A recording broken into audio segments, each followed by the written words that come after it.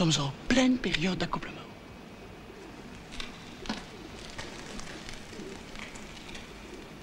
Regarde cette plume, de là-bas. Elle est visqueuse. Parce que le mâle secrète une matière grasse et puante qui attire la femelle dans ses filets. C'est la nature, ça. Pigeon. Oiseau à la grise robe. Dans l'enfer des villes, à mon regard tu te dérobes. Tu es vraiment le plus agile. Now we come to a period that I call the battle for identity. Lies my grandma told me. Yeah, superstitious devices. Lies my grandma told me. What? Urban mythological rules. Bubble mice, yeah. Salut les kids et bienvenue dans En attendant Godard, saison 15, épisode 35. Cette semaine d'émission Big Bush, problèmes relationnels et pigeonnades. Toujours la même histoire, le même disque rayé. Si on mettait pour voir l'autre côté des antipodes, partir à l'autre bout du monde, comme on change de chanson sur un iPod, changer de vie en 2 secondes. Eh oui, vous êtes bien dans En attendant Godard, l'émission de Syllab qui est mieux que les autres. Vous l'aurez peut-être compris via cette citation de Moran. Oui, je creuse vraiment là. Donc nous allons partir de l'autre côté du monde aux antipodes à l'occasion de la sortie en Blu-ray chez Intersection du film de Philippe Mora, Mad Dog Morgan de 1976. Et ensuite nous parlerons du nouveau film de Kelly Reichardt, Showing Up. Et pour parler de ce jeu au programme autour de cette table, il y a bien évidemment la fine fleur de la critique du Grand Ouest à ma gauche. Toujours à ma gauche, il y a Carrément Fleuret. Bonsoir Thibaut. Salut Thomas, salut à tous. Et de retour dans l'émission, il y a Justine. Bonsoir Justine. Bonsoir. Voilà, c'est le côté inclusif de cette émission pour beaucoup de raisons sur lesquelles nous n'allons pas revenir. Mais parce que nous avons appris beaucoup de choses hors antenne avant le début de cette émission. Elle a quand même bien du courage. C'est vraiment une femme exceptionnelle. Et à la mise en son de cette émission, bien évidemment, il y a Valentin. Bonsoir Valentin. Bonsoir. Donc voilà, ce sont les forces en présence. Avant de passer à la section critique de cette émission, quelques nouvelles neuves de tête de ligne. Un seau de merde, docteur. Il m'a jeté un seau de merde en pleine figure. Alors, agenda local pour commencer, a commencé hier donc le festival Images de Justice organisé par le comptoir du Doc qui aura lieu et qui prend place dans différents endroits de Rennes, ce soit des rencontres, des projections. Et donc ça a commencé hier avec la projection dans le cadre de Revers. Nous étions invités donc par le comptoir du Doc pour une projection de film. Il y avait Les Sexes de Loisillon qui a été précédé par Une sale histoire de Jean Eustache. Les gens bien étaient là, la hype était là. Il y avait du monde parce que dès que ça parle de cul, évidemment, ça ramène des gens, comme par hasard, on se demande pas pourquoi. Mais donc, au-delà de ça, festival de Images de Justice, donc organisé par Comptoir du Doc, qui dure jusqu'au 14 mai prochain dans différents lieux de Rennes. Toute la programmation complète est bien évidemment à retrouver sur le site de l'association. Sinon, Arvor, toujours, je vous rappelle que ce sera ce dimanche à 20h15 dans le cadre des films du dimanche soir proposés par nous-mêmes et nos camarades du Cinéma est mort. Donc on fête les 5 ans de cette programmation mensuelle que nous coprogrammons et donc ce sera Starship Troopers de Paul Verhoeven que nous avons le plaisir et la joie de vous repasser parce que c'est quand même pas mal. Toujours Arvor, mais rayon aussi encore des films de grosses baboulades. C'est demain, donc proposé par des lycéens du lycée Bréquigny, je crois, à 19h45. Donc vous aurez le plaisir, la joie de voir ou revoir revoir peut-être en salle et revoir un des plus grands films de la décennie passée et même du plus grand film tout court. Donc c'est Mad Max Fury Road de George Miller, voilà, qui repasse. Si vous ne l'avez jamais vu, allez-y, c'est pas mal. J'irai peut-être voir pour revérifier, revérifier. Après, je ne sais pas combien de visionnages, mais là, au bout d'un moment, on ne compte plus. Non. Surtout en salle, on ne compte plus non plus. J'en suis à 15, je crois, ou un truc comme ça, mais bon. En tout cas, c'est pas mal, on vous encourage évidemment à le voir. Et sinon, continuer sur l'agenda local ce jeudi, il y a plein de trucs. Il y a même beaucoup trop de trucs pour se décider. Ça commence à 18h sur le campus de Rennes 2 dans l'amphi L3 en présence de Tancred Ramonet, réalisateur des documentaires. Donc ce sera Histoire de l'anarchisme partie 3 et 4. Les 2 premières parties avaient été diffusées sur Arte il y a 3 ou 4 ans. La 3e se trouvait en ligne de manière plus ou moins Pirate, donc j'ai vu récemment, et la 4e donc, qui vient juste de terminer et qui en gros concerne l'époque contemporaine jusqu'en 2012. Donc voilà, sera projeté dans l'Amphi 3 à partir de 18h, donc en présence de Tancred Ramonet qui sera là après pour discuter des films et j'imagine de la notion de l'anarchisme de manière générale. Donc Campus de Rennes 2, Amphi 3. Inutile de préciser que les 2 premiers volumes sont Absolument formidables. formidables, effectivement. Hautement recommandables. C'est super. Hein. Ouais. Très bien. Sinon, toujours le 11 à 20h30 au TNB avec la revue Apache, ce sera la projection de Point Break de Catherine Bigelow. Donc voilà, qui sera présentée par Alexandre Caoudal. Donc voilà, si vous aimez Buddy, les surfeurs, Keanu Reeves, la bagarre, des hommes torse nus, des coups de feu en l'air. Un petit film du dimanche soir. Exactement. Encore une fois, à l'occasion de montrer que Catherine Bigelow est vraiment une super cinéaste. Ah oui. C'est vraiment. C'est quand même pas mal. Film Playmobil, film ça. Leitmotiv, film Madeleine, film tout ce que vous voulez. Et voilà, et quand même rappelons que sans Point Break, nous n'aurions pas Brise de Nice. Effectivement. Et donc c'est quand même pas de la merde. On a l'héritage qu'on mérite. Exactement. Mais bon, tout ça, l'anarchisme, le cinéma, c'est bien, mais la hype, la vraie, sera à partir de 20h au papier timbré. Donc pour célébrer la sortie d'un ouvrage par le comité des bons conseils, donc le livre dont vous êtes le héros, l'émeute du futur. Voilà, donc pareil chez les éditions donc Go à terre, voilà, livre-jeu de 400 pages formidable où vous allez vous démerder dans une émeute, dans un monde dystopique, mais pas vraiment, parce que ça ressemble quand même vachement à ce qui se passe chez nous.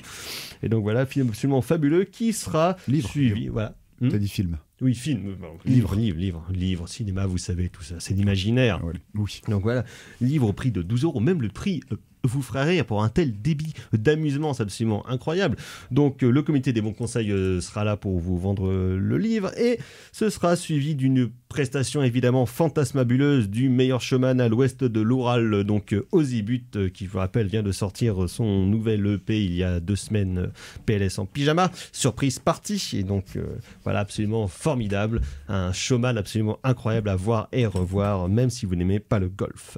Donc voilà, au papier timbré à partir de 20h. On va bien s'amuser, mais pas trop, parce que demain, il y a école. Sinon, dans les sorties...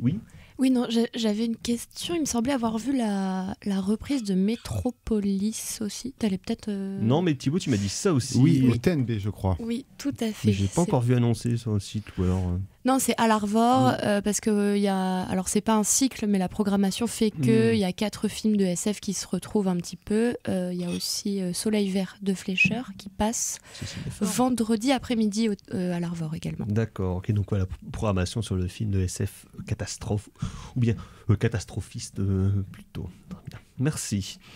Sinon, rayon des sorties nationales, c'est pas la folie, puisque vous le savez probablement, demain, je crois, commence le nouveau festival de films de Cannes, puisqu'il y aura notamment le film d'ouverture qui sort demain.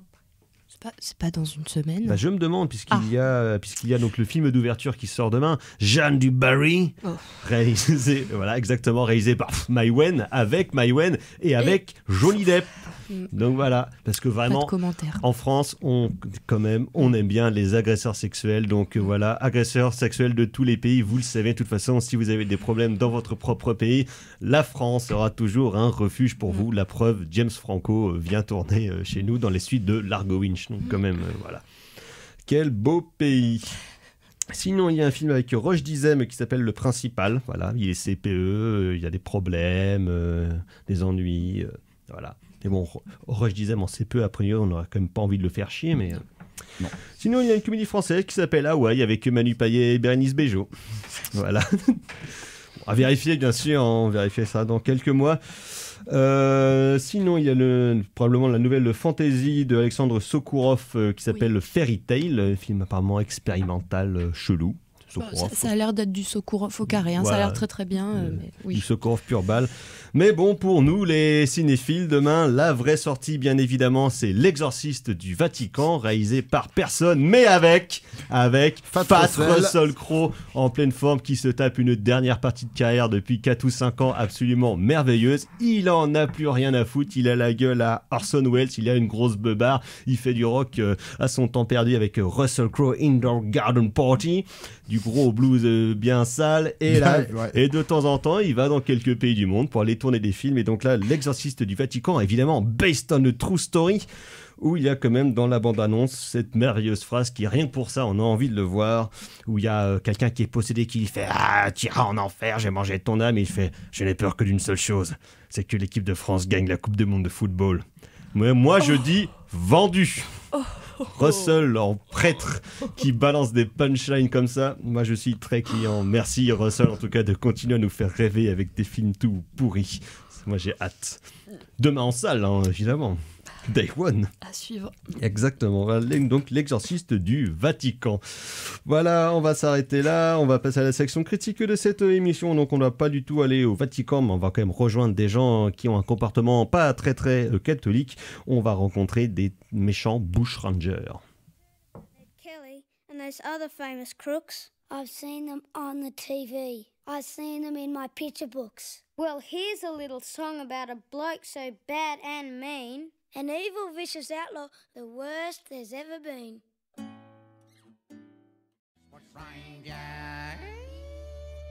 Yeeha! En attendant Godard sur Syllab, et donc c'était John Williamson avec Big Bad Bushranger. Et de Bushranger, donc il en est question à l'occasion de la sortie chez un tout nouvel éditeur de film Intersection, donc de Mad Dog Morgan, un film de Philippe Mora de 1976. Ils viennent d'ailleurs de ressortir en même temps que Mad Dog Morgan, Dingo de Rolf de R, excellent metteur en scène australien aussi, des antipodes comme on dit.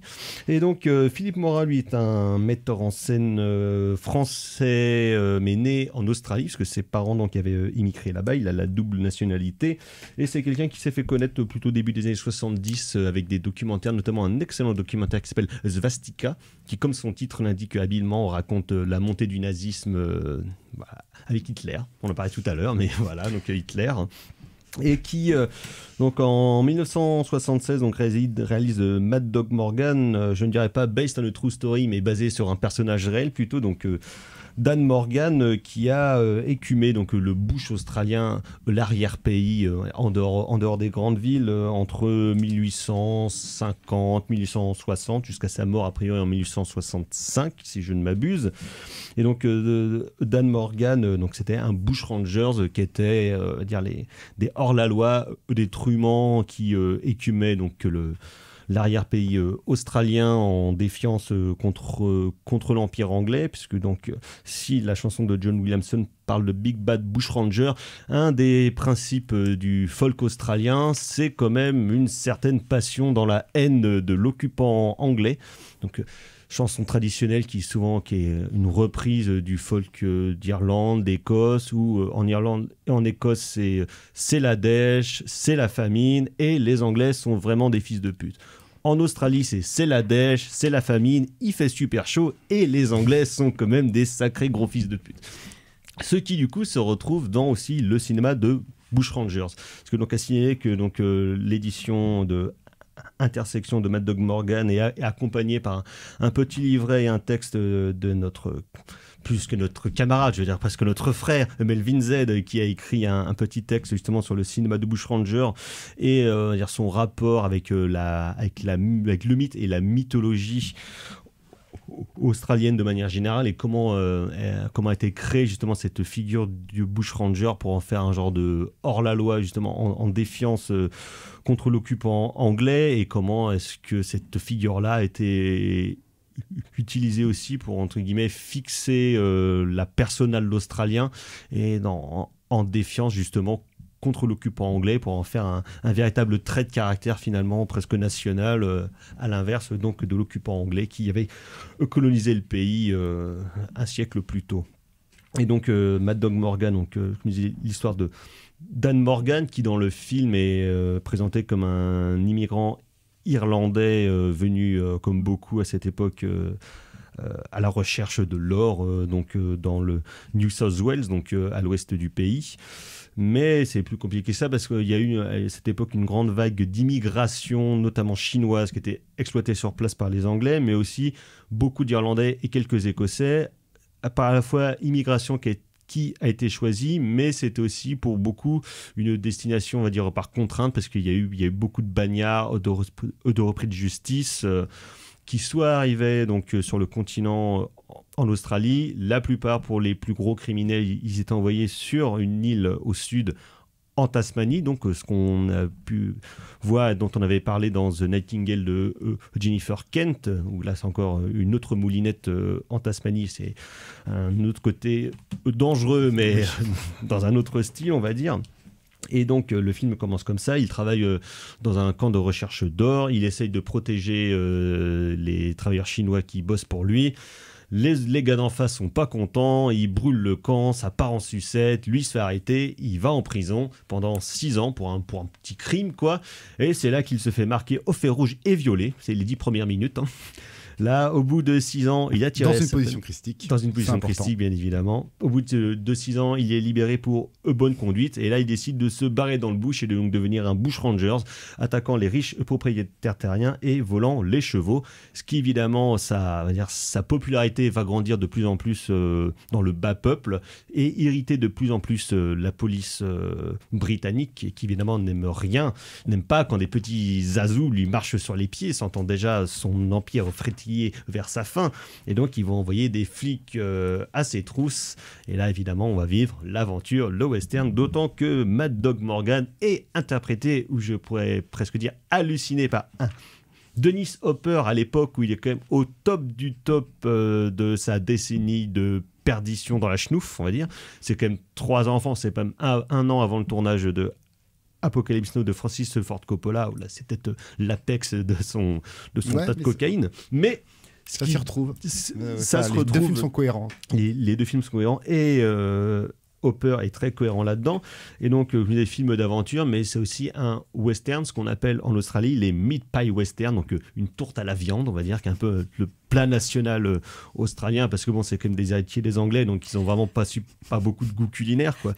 Donc, comme en Espagne, il y avait le western paella, le western spaghetti, le western choucroute, tout ça. Donc là, c'est le meat pie western qui a connu quelques itérations au fur et à mesure de l'histoire du cinéma australien, et la figure du Bushrangers est probablement une des figures les plus récurrentes via soit donc le personnage de Mad Dog Morgan, qui a connu quelques itérations par le passé, mais surtout évidemment par le plus célèbre des Bushrangers, Ned Kelly, qui a vécu à peu près au même moment que Mad Dog Morgan, mais est mort quelques années avant lui, et qui lui par contre est devenu vraiment la figure du Bushranger, mais même au fur et à mesure des réécritures de l'histoire, presque un genre de hors-la-loi à la Robin des Bois, qui allait vraiment défier l'Empire britannique. L'image la plus connue, c'est que lui et son gang avaient des armures, avaient des casques, portaient des robes de filles et allaient massacrer ces saloperies d'anglais. Donc beaucoup de versions du film, et personnage vraiment mythologique qui a marqué la culture australienne. Et Mad Dog Morgan, c'est un peu pareil, mais dans un genre différent, parce que surtout dans la manière dont il est représenté dans le film de Mora, il a un côté presque amoral, en tout cas beaucoup plus dingue, et dans cette volonté de réécriture de l'histoire australienne aussi, d'en faire un personnage qui était probablement beaucoup plus tolérant qu'il ne devait l'être à l'époque, notamment donc avec les personnages des travailleurs chinois, et autre figure très importante sur laquelle on va revenir, évidemment la figure de l'aborigène, qui est joué ici donc par David de Gulpilly, l'acteur aborigène le plus connu du cinéma australien. Thibaut, alors ce fabuleux beau western. Oui, voilà, c'est un film que je ne connaissais pas du tout et que j'ai adoré. Alors, sans refaire une petite histoire du cinéma australien, j'invite les auditeurs, les auditrices et les auditeurs à réécouter ce que disait Melvin lors de notre spécial Crocodile Dundee, où il avait fait tout un panorama du cinéma australien. Mais ce qu'il faut savoir, ce qu'il faut avoir en tête, en fait, c'est que le bushranger est né, enfin le cinéma australien est né avec le bushranger, parce que de mémoire, c'est que dès 1906, en fait, il est considéré d'ailleurs comme le premier long métrage de l'histoire du premier film connu cinéma. En tout cas. Mais le premier film connu, c'est un biopic de Ned Kelly. Donc dès 1906, la cinématographie australienne va s'intéresser à cette virgule-là, et ce qui est d'autant plus intéressant, c'est de recréer des mythes par le cinéma, exactement comme le western américain finalement. Oui, mais c'est que ce film, le cinéma de Bushranger, va par la suite très tôt, alors de mémoire, j'ai envie de dire 1920, mais je suis vraiment pas sûr, peut-être 1915, va être interdit. Par la censure, justement. par la censure. Et par petit à l'Empire, petit, du coup, il va revenir. C'est intéressant de revoir cette relecture du Bushranger en 1976, au moment où le cinéma australien va opérer sa nouvelle vague. Au début des années 70. Au début des années 70, où voilà, on va essayer d'institutionnaliser un petit peu mieux les choses, Où il y aura- sortir du joug de Hollywood. Où il y aura les films de Peter Weir, Exactement. il y aura plusieurs comédies un peu débiles La comme Stork qui exploitation, sont très chouettes et qui il y vont a vraiment la- marquer le pas et justement plus que de faire des ressucés du cinéma américain, essayer d'apporter une véritable personnalité locale exactement. au cinéma. Alors, apporter une personnalité au cinéma australien, il y a Michael Powell qui avait fait ça sous le registre de la comédie en 67 avec There a Weird Mob, qui est un film absolument épatant, qui traite d'immigration, mais qui est un film qui va essayer de trouver une australianité, en fait, qui va essayer de travailler une australianité. Et ici, en fait, Mad Dog Morgan s'insère un petit peu dans ce courant-là. On reprend une figure qui était interdite, on y met beaucoup d'australianité et ça arrive en parallèle de cette nouvelle vague australienne, Peter Weir étant la figure bien entendu la plus connue, et puis avec George Miller bien évidemment. Avant Mad Max, voilà, qui sortira 3 ans Avant plus Mad tard. Max. Mais voilà, il faut remettre tout ça en perspective pour pouvoir appréhender le film, d'autant plus que le film est ultra intéressant par son pur côté australien.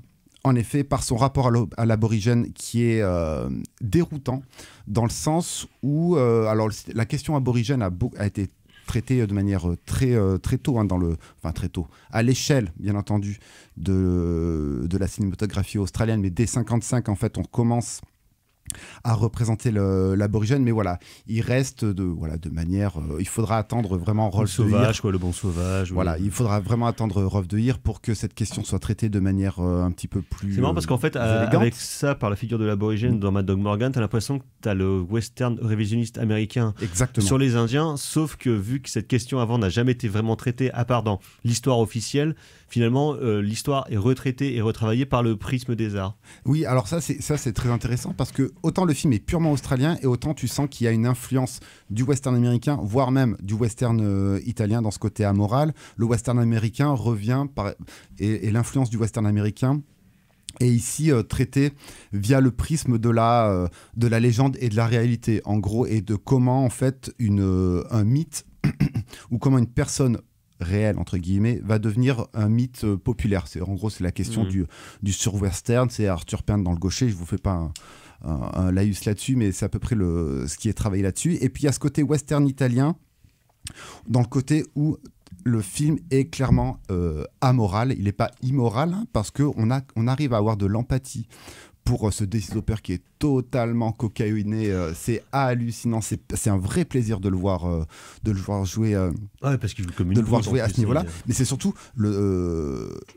en fait les méchants. Qui sont les méchants du film? Et la vraie question du film, c'est ça. Ce film est un film absolument fou. Il n'est pas du tout malade, mais il est absolument fou dans le sens où tout ce qui va être en rapport avec l'autorité anglaise va être traité de manière soit absolument grotesque, via l'utilisation de gros plans, soit de manière horrifique. De course focale, souvent. Oui, soit de manière horrifique, parce que via un traitement sonore qui est parfois extrêmement perturbant. Et bien entendu par leur comportement et par les lignes de dialogue. La preuve est que on peut avoir de l'empathie et Morgan est traité comme un héros. C'est la figure de Christique. C'est la figure christique. Juste après la scène de viol où en fait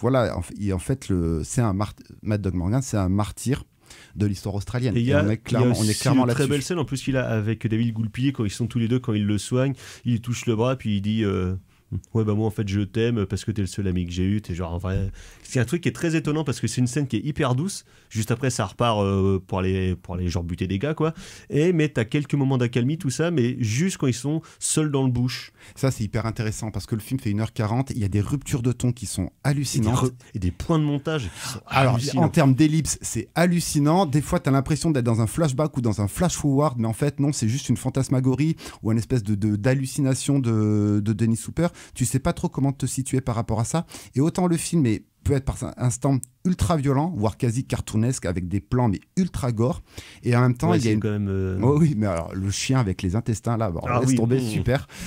Et en même temps, il y a des vrais moments élégiaques, mais carrément on va sortir les gros mots, hein, on va dire malikiens, voilà. Parce que c'est que la photo du film est quand même particulièrement belle. C'est magnifique, et il y a des vrais beaux moments d'accalmie, et l'Australie est filmée ici de manière quasi panthéiste, et ça fait le contrepoint en fait. Parce qu'à la fois on voit tout le côté dangereux du bush, donc du bush à la fois c'est sans foi ni loi, hein, c'est violent parce qu'il y a plein de bêtes cheloues, parce que c'est l'Australie, il y a des putains de forêts qui sont ultra oppressantes, il y aura des montagnes, tu auras des chutes partout, et en même temps il filme ça vraiment avec, je trouve, une beauté, une grâce et un amour en fait de la nature australienne. Et je trouve que cette beauté de la nature australienne, je trouve qu'elle est hyper importante dans le rapport à l'empathie que tu as, parce que autant tu as une empathie via Dennis Hooper, parce que c'est le choix de casting, c'est Dennis Hooper, et que moi j'aime Dennis Hooper. Oui. Donc forcément, j'ai de l'empathie pour lui. Et tu as de l'empathie via le traitement des méchants de la figure anglaise, voilà, on va dire de manière ultra générale, qui est traitée de manière quasi caricaturale, mais pas dans le sens péjoratif du terme. Et puis à côté de ça, tu as ce côté élégiaque qui fait que tu as Morgan qui s'insère avec son acolyte David Gulpilly, qui s'insère un petit peu dans le cadre de la nature australienne, qui fait que tout ça, tu as une vraie empathie par rapport au truc. Et tu le sais d'avance, tu sais que le mec va être buté, parce que de toute façon, il y a un disclaimer limite au début du film, donc c'est pas du tout un divulgachage que de dire ça.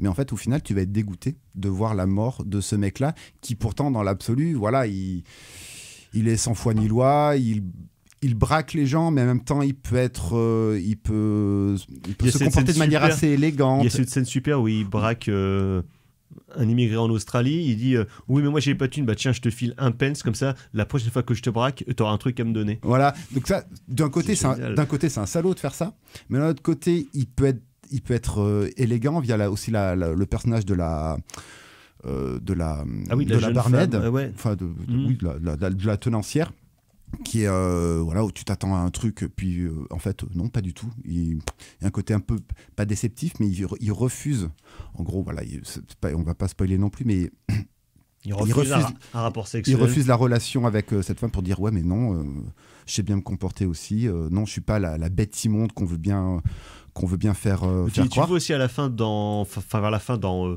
le repas final, dans le repas final, il est hyper élégant, mais non, mais joue-nous du piano. Ou là, par contre, t'as l'impression que tu vas tomber dans Massacre à la tronçonneuse. Exactement. Mais en fait, il le tout. détourne pour en faire autre chose. Le film est ultra étonnant par rapport à ça. Si ce n'est que, voilà, à la fin, et je pense que ça participe de l'australianité du film, c'est de dire, bah voilà, le colonisateur anglais, on n'en veut plus, c'est terminé. L'Australie, le peuple australien a le droit à s'autodéterminer, et le cinéma australien a le droit à s'autodéterminer. Et en fait, Mad Dog Morgan, en fait, veut dire tout ça. Et derrière un film, alors le film est un peu à la limite de la nouvelle vague, parce qu'il y a des vraies velléités auteuristes, et en même temps un peu de la exploitation, parce que des fois il y a un côté un peu craspec, ce côté un peu cartoonesque, craspec. Puis les cascades, c'est vraiment des tarés grande pète, qui fait sa fameuse cascade où il tombe en flammes de genre 40 mètres de haut dans la flotte. Et quand tu vois ça dans le making of, genre au début il la foire, quoi, il fait oh ouais, c'est bon. T'as l'impression que ça racole un petit peu sur la question l'exploitation, sur la côté gore, et en même temps le film est d'une liberté absolue, et je trouve que ça correspond bien. La forme du film correspond bien en fait avec la persona qui est montrée de Morgan. Alors, donc en plus, en termes de mise en scène, en termes de persona aussi, ça se rapproche à la fois des propres films de Hopper. Je pense notamment à The Last Movie, le film qu'il fait au Pérou, mais aussi au film de Peckinpah de la fin des années 60, début des années 70, avec ce côté de vouloir retravailler un mythe fondateur, mais de le retravailler par le prisme, justement, on va dire, de la contre-culture de la fin des années 60, en amenant ça dans le cinéma australien. Il y a à la fois le même rapport à la violence, le même rapport à la folie et à la fraternité des marginaux imposés par un système. Ouais, c'est un peu ça. Alors, c'est vrai qu'il y a le côté Peckinpah, parce que il y a le rapport au ralenti, bien entendu. Il y a 2-3 scènes de ralenti, bien entendu, qui convoquent Peckinpah, et toi, en tant que spectateur, tu as directement l'image qui arrive. Mais là, ça serait peut-être le petit bémol à mettre, c'est que tu vois que le réalisateur a regardé du western américain, et je trouve que ça contrebalance ce que je racontais par rapport au devenir australien de la cinématographie de Lille. Donc voilà, je trouve que des fois les influences, il y a un surplus d'influences américaines qui sont peut-être pas mal digérées, mais elles sont peut-être un peu trop prégnantes. Et du coup, je trouve que ça contrebalance un petit peu le poids australien. Donc je trouve ça un petit peu dommage, mais je chipote. Ouais, mais vu que le cinéma américain est le cinéma dominant. Oui, puis à l'époque, voilà. en Australie, voilà. Mais comme à peu près, de toute façon, beaucoup de films australiens qui vont faire d'exploitation, même Mad Max, le but c'était de genre faire un film américain avec de la thune. Du pays, donc genre zéro thune, quoi, oui. Et d'essayer de les niquer sur leur propre terrain. Donc voilà. Ce qui réussira quelques fois d'ailleurs. Bien entendu, ouais. Mais voilà. Frérot le montre encore. Bah oui. Non, mais c'est vraiment pour chipoter, pour chercher la petite bête, parce que franchement, on peut que s'incliner devant le travail d'Intersection de nous proposer un tel édition film. avec chier de bonus, interview de Philippe Mora, magnifique packaging en plus, et un film d'une telle liberté. Alors voilà, le rapport au flower power, tout ça, moi personnellement, dans mon imaginaire, j'ai un imaginaire plutôt américain, parce que tu vois, même en Europe, ça restait quand même très très limité, et je ne sais pas ce qui se passe en Australie par rapport à ça. Mais tu vois très bien qu'il y a un contexte américain qui continue quand même d'irriguer le film. Et je suis pas sûr que de prendre le film via ce contexte, la fin des illusions, du flower power, tout ça, je suis pas sûr que ce soit une lecture, enfin c'est une lecture qu'on peut avoir bien entendu, mais je suis pas sûr que ce soit un bon curseur. Voilà, on peut avoir ça en surplus, mais je pense qu'il faut plus regarder le film comme un gros fuck au cinéma américain dans l'absolu, une recherche d'australianité et puis un souffle de liberté qui est hallucinant dans un cinéma qui à l'époque était hyper cadenassé, qui savait pas trouver sa voie. Et là, il défonce tout. Potard à 2000. Pour rappeler que quand même les Anglais, c'était vraiment pas des gens très sympas. Mais ça fait toujours plaisir. C'est vrai que ça fait toujours plaisir. Dialogue de fin d'un notable anglais hallucinant de violence, mais hallucinant de violence. Où tu te rends compte, de la violence physique, morale et étatique, et en même temps d'une violence quasi anthropologique par rapport au personnage de Morgan, qui reste hallucinante. C'est 3 lignes de dialogue, mais elle te souffle. Ah, ça finit le film sur une note... Ah ouais, c'est... Bah, après, t'as envie d'aller conquérir la Grande-Bretagne. Voilà, c'est exactement. L'envahisseur envahit. Exactement. Mais non, ça se passe pas comme ça. Ça serait bien. Salaud d'anglais. Perfide Albion. Super film, en tout cas. Donc, Mad Dog Morgan, donc de Philippe Mora, qui vient de ressortir en Blu-ray dans un bel écrin chez Intersection. On va s'arrêter là, on va aller dans un tout autre genre, tout autre style, avec des gens qui font des PLS en pyjama.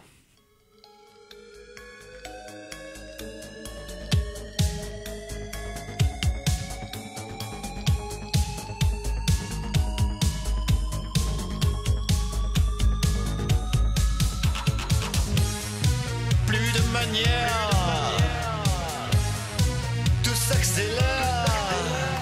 Les insomniaques chantent en playback, des verres opaques et les neurones qui claquent. Les insomniaques chantent en playback, un jeu cardiaque, ce sont des lattes qui craquent. C'est mignon, très mignon, c'est mignon, ouais.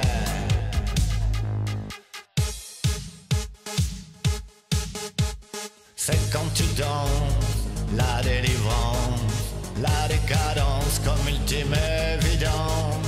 L'urgence provoque des battements voraces, tes artères se gorgent de lumière. L'instant se moque du présent qui passe, tu libères les plaisirs éphémères. C'est quand tu danses, la délivrance, la décadence comme ultime évidence.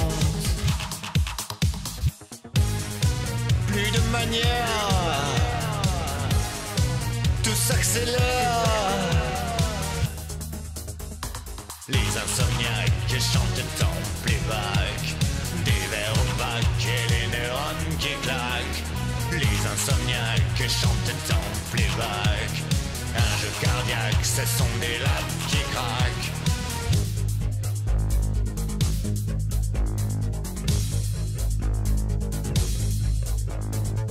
Pieds joints sur le sofa, le plafond, la tête tête en bas, tu ne sais plus ce que tu bois. PLS en pyjama.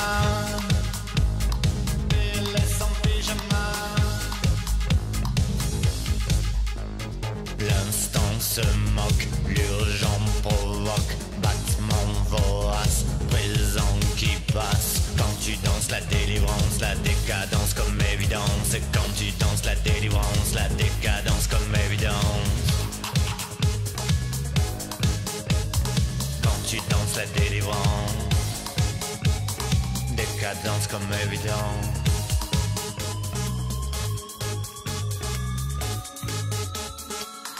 Les insomniaques chantent en plus vague. Des vers opaques et les neurones qui claquent. Les insomniaques chantent en plus vague. Un jeu cardiaque, ce sont des lattes qui craquent.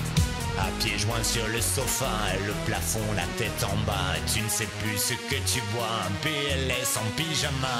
Les insomniaques chantent en plus vague. Des vers opaques et les neurones qui claquent. Les insomniaques chantent en plus vague. Un jeu cardiaque, ce sont des lattes qui craquent.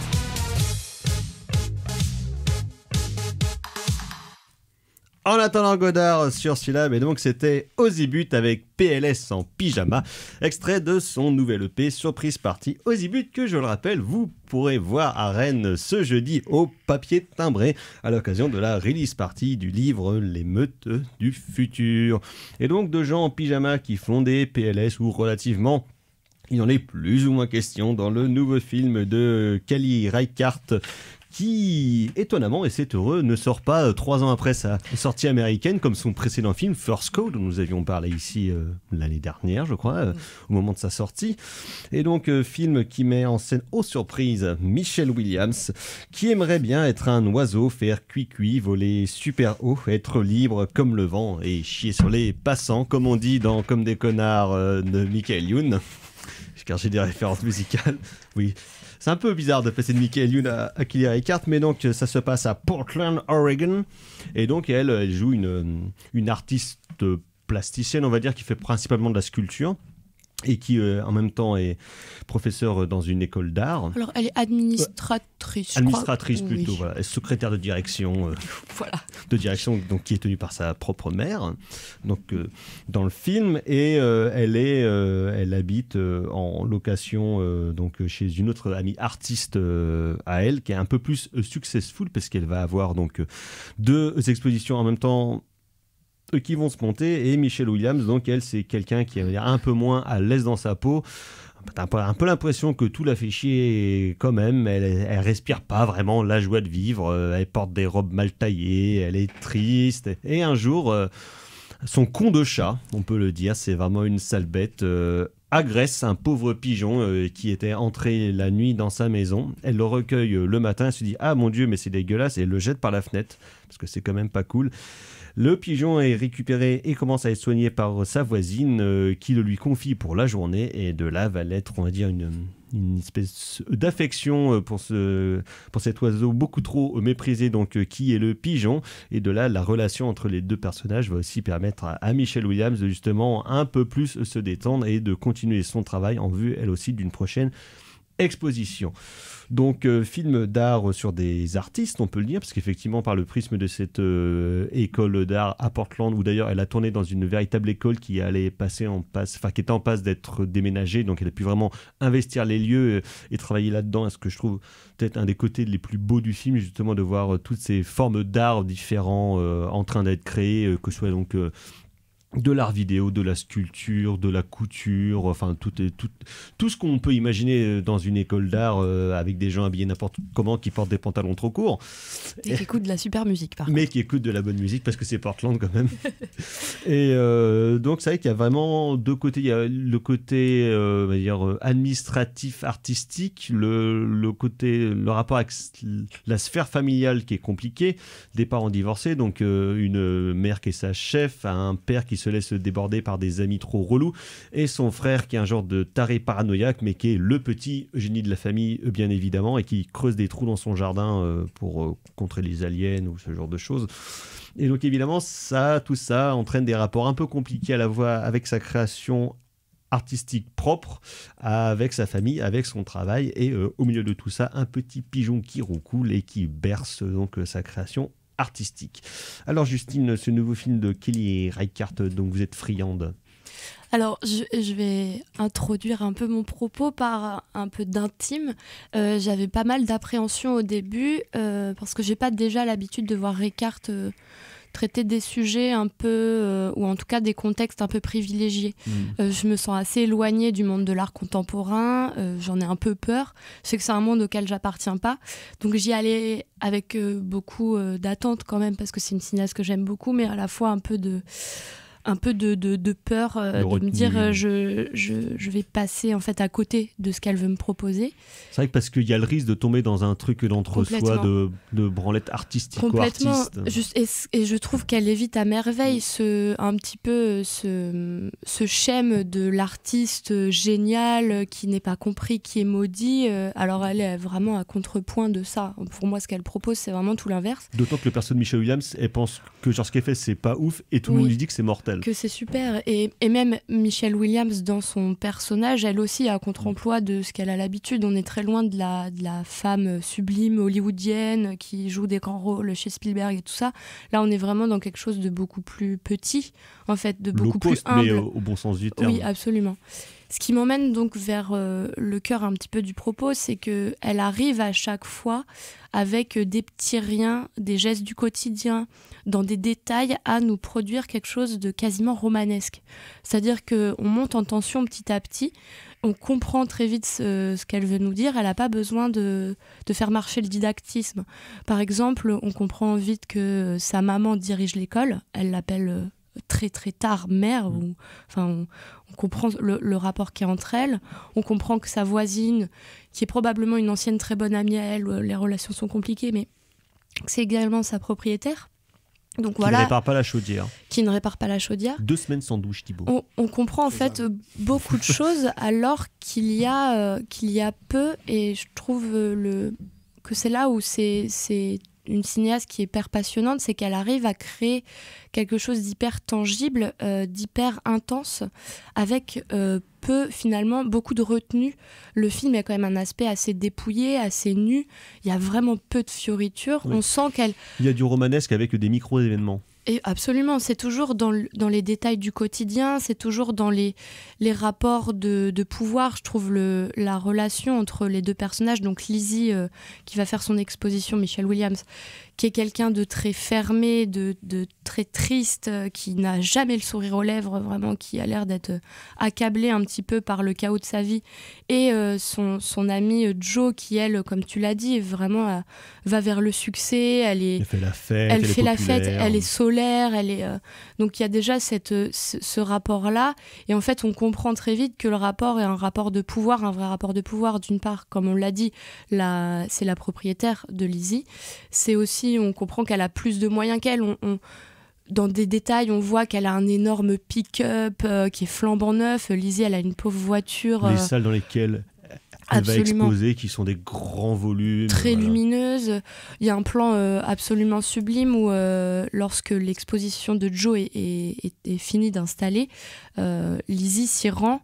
Elle est toute seule, et ce que Jo fait comme art, c'est vraiment du tissage un peu tentaculaire, et on voit Lizzie derrière l'œuvre de Jo qui est prise comme dans une toile d'araignée. On comprend qu'elle est un petit peu enfermée en fait dans cette relation-là, que ça lui convient pas, qu'en plus elle se fait marcher dessus, qu'il y a vraiment un rapport hyper inégalitaire entre les deux. Et toxique. Tout ça est traité dans le film de façon très pudique, je trouve. Comme assez souvent chez Reichardt, les rapports d'amitié sont très conflictuel, mais en même temps on n'est pas là pour mettre des gros sabots et proposer quelque chose d'ultra violent, ça crie peu. L'excès de rage que Lizzie a à un moment, elle va arracher des géraniums devant chez son ami. Enfin, c'est la seule marque un petit peu de rage qu'elle refoule en elle, et tout ça pour arriver à la scène de fin où donc Lizzie expose enfin ses sculptures. On comprend qu'elle y a mis vraiment beaucoup de cœur, que c'est quelque chose qui lui tient. Il y en a une qui est passée au four, qui malheureusement a vraiment un petit peu brûlé sur le côté. Mais voilà, elle est là, elle est dans sa petite galerie, il y a ses proches qui sont un petit peu autour, et le pigeon en fait est là. Il y a 2 jeunes filles qui s'approchent du pigeon, qui commencent à essayer de jouer avec lui et défend le bandage qu'il a. Et à ce moment-là, je me suis dit, si le pigeon commence à voler partout, tout va foutre en l'air. Mais oui, en fait, tout va tomber à l'eau. Ce qu'elle a produit pendant des jours et des jours, ça va s'effondrer en fait en une fraction de seconde. Et là, je me suis dit, cette sensation de qu'est-ce qui se passe vraiment, on te le montre à l'écran, mais en fait, tout au long du film, pendant 1h40, tu as été un petit peu embarqué dans cette histoire d'artistes, de gens qui sont au milieu du chaos, et tu arrives à la fin à te dire peut-être que je vais pleurer parce qu'un pigeon va fracasser des sculptures d'une jeune artiste plutôt moyenne, qui est loin d'être géniale, qui est loin d'y être comme ça une espèce de forte tête. Et je me suis dit, elle est vraiment, vraiment ultra, ultra forte. Elle a un langage cinématographique tellement fort qu'elle arrive à nous faire ressentir des choses vraiment... Un truc un peu pervers où tu dis... tu vois l'accident qui va arriver, un côté de suspense où tu dis mais mon Dieu, mais c'est ça, tu peux pas finir comme ça enfin. Et c'est pas, évidemment là c'est l'apothéose, c'est la fin du film, mais il y a quand même des moments comme ça ponctués où pareil, donc quand la relation qu'elle a avec son frère qui est joué par John Magaro, qui était le protagoniste, l'un des 2 protagonistes dans son précédent film, tu comprends qu'il est border, il est vraiment au bout du gouffre. D'ailleurs il en creuse dans son jardin, t'as l'impression qu'il veut s'enterrer. Que sa mère lui raconte à quel point en fait non, c'est un génie incompris. Ça, on sent que Kelly Reichardt se moque gentiment de ça aussi. Il disparaît à un moment, on se dit mais qu'est-ce qu'il a intenté à sa vie, c'est pas possible. En fait, on le revoit débarquer dans la galerie à la fin. On se dit mais alors là c'est le chaos total. Si lui récupère le pigeon, fracasse tout aussi, c'est absolument je trouve que c'est vraiment épatant d'arriver à nous procurer comme ça un tel écrin en fait, parce que à la fois, il y a ce côté un petit peu amer, je trouve. Tu sens que Reichardt connaît très bien son monde. Elle a été d'ailleurs prof, elle est encore au Bard College dans l'État de New York, qui est vraiment l'un des instituts aux États-Unis les plus renommés. Hannah Arendt y a été prof. Il y a Jonah Hill qui est passé en élève. Enfin bref. Donc tu sens que c'est un institut, une école d'art très très très prisée. Elle donne cours là-bas. Elle a fait des films, évidemment, avec des femmes artistes pour son expo à Pompidou il y a 1 ou 2 ans. Donc tu sens que c'est un milieu qu'elle connaît très bien. Pour autant, je trouve qu'elle ne l'enjolive pas. À jamais, il y a vraiment trop de paillettes. Il n'y en a même pas du tout dans ce film-là. Mais par contre, je trouve que parmi les séquences les plus belles du film, parce que c'est un truc que moi j'aime beaucoup voir au cinéma, c'est la question... du travail manuel. Il y a notamment une scène où on la voit presque entièrement en train de sculpter un personnage, et moi pour le coup ça m'a rappelé La Belle Noiseuse de Rivette, où il y a ces plans très longs sur les mains de Piccoli qui est en train de dessiner complètement l'ASMR peinture presque, où en fait on a envie que la séquence est dure et dure et dure, parce que voir travailler la matière, et après qu'est-ce qu'on va faire de cette matière quand on va le passer au four, quand on va le chauffer, quand on va le retravailler, le peindre, je trouve que ça donne des séquences qui sont vraiment très belles dans le film, mais peut-être un peu courtes. J'aurais aimé un peu plus d'ampleur justement dans la pratique, on va dire. Oui, sans doute. Mais tu vois, on parlait de tout le tournage dans l'école. Je trouve qu'il y a une chose assez belle et humble chez Reichardt, c'est qu'elle arrive à filmer des figurants, mais pas de façon figurante. C'est-à-dire qu'il y a des personnages secondaires, des fois on glisse comme ça dans des cours de... Et en fait, elle s'attarde sur eux. On voit leur pratique, on voit un modèle masculin nu qui arrive en courant parce qu'il était un petit peu en retard au cours de dessin. On voit des gens qui font du macramé. Et tu sens qu'elle aime ces gens-là, elle les comprend évidemment, mais en même temps qu'elle les laisse pas de côté. Parce qu'elle les inclut quand même beaucoup dans... En plus, c'est elle qui fait le montage, si je ne m'abuse, de quasiment tous ces films. Mais donc que dans toutes les séquences de l'école, il y a toujours du monde en fond, en train de travailler, en train de faire des pratiques de danse. Ce qui rend des fois certains plans un peu plus tristes, parce que Lizzie, tu la vois manger toute seule et sur le rebord de la terrasse de l'école. Et bon, les autres sont en train de faire des cours de danse un peu contemporaines. Bon, effectivement, c'est très arty. Voilà, c'est un milieu qui peut... la première, hein, je l'ai dit au début, mais qui peut rebuter beaucoup de monde parce qu'on n'y appartient pas à ce milieu. Mais là, ça nous est montré à la fois de façon un peu drôle, mais en même temps c'est un peu amer parce qu'on comprend que Lizzie elle est un peu plus seule, qu'elle est prise en fait entre le soin du pigeon, le soin de son frère, le soin qu'elle apporte à ses sculptures, comme tu disais, la très longue séquence où elle enlève un bras d'une de ses sculptures pour le remettre, mais en fait tu comprends qu'elle fait une espèce de chimère un petit peu malade en fait. Et le film, on peut le déplier, il y a plein d'accès, il y a plein d'angles pour lequel l'aborder, il y a plein de moyens de le lire. C'est ça que je trouve formidable, c'est un film qui fait 1h50, 1h45, qui est pas très long, et qui pourtant est vraiment dense, il y a beaucoup de matière, sans avoir de schème ou de code très hollywoodien, sans être en appui sur un scénario hyper soutenu, sans être là dans l'extravagance, toujours... non, c'est toujours retenu, c'est toujours intime, pudique, mais pour autant, comme on le disait, ça crée quand même vraiment de la tension dans un contexte qui pourrait nous être vraiment éloigné, quoi. Effectivement. Donc c'est le très beau Showing Up de Kelly Reichardt, actuellement au cinéma. Il passe au TNB si je ne m'abuse, je crois. Oui, je crois encore au TNB, oui, ouais. Exactement. Donc il est sorti mercredi dernier. Normalement, il est encore à l'affiche. On vous encourage évidemment à aller le voir. On va passer au coup de cœur. Tout à coup, Jean-Michel Mimosé... C'est de la merde. C'est de la merde. Je voudrais que tout le monde s'imprègne. Merde. Tout le monde s'imprègne de cette... C'est vraiment la plus grande merde des merdes. Les coups de cœur, alors carrément Floret, qu'avez-vous aimé cette semaine ? Alors coup de cœur, ça va d'abord être de la bande dessinée avec la série, si on peut appeler ça une série, en 4 épisodes de la collaboration Tardy-Manchette, où l'écriture populaire de Manchette rencontre le dessin populaire de Tardy. Ça donne évidemment 4 albums absolument merveilleux. Donc Griffu, voilà, la position... qui est leur premier vraie collaboration, voilà. Où Manchette a écrit un scénar de BD. Donc Griffu, et puis après Tardy a adapté. Après la mort de Manchette. Le travail de Manchette, donc Au Dingo au château, La position du tireur couché et Le petit bleu de la côte ouest. Et puis un film disponible en ce moment sur la plateforme d'Arte, un film absolument bouleversant, révoltant et d'une beauté assez folle. C'est Un vrai crime d'amour de Luigi Comencini, espèce de Roméo et Juliette à la sauce prolétarienne, où l'Italie est filmée littéralement comme un dépotoir créé par les patrons.